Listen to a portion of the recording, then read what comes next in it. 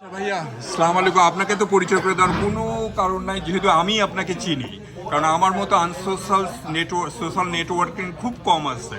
এক শাকিব খানের পরে আপনাকে আমি পছন্দ করি এবং আমি ফলো করি, কারণ আপনার নিউজ, আপনার দ্বারা বাংলাদেশকে জানতে পারি, বাংলাদেশের সংস্কৃতি জানতে পারি।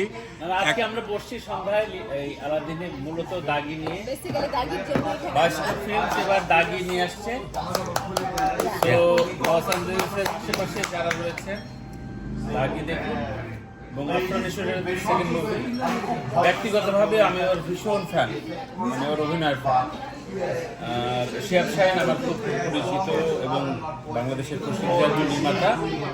তার 10 বছর পর আসছে শহীদুল এবং তার ব্লকবাস্টার ছিল এবং সেকেন্ড মুভি হচ্ছে দাগি।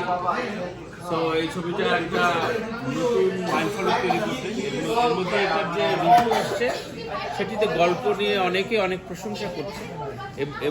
এবারে ঈদে আসলে অনেকগুলো ছবি আসছে, তার ভেতরে দাগি অন্যতম, এই কারণে যে দাগি গল্প নিয়ে একটু স্লো বার্ন করছে, অর্থাৎ মানুষ দেখে আবার রিপিট দর্শক আসছে, মানুষজন থাকার কথা বলছে, আমি যতটুকু রিপোর্ট পেয়েছি।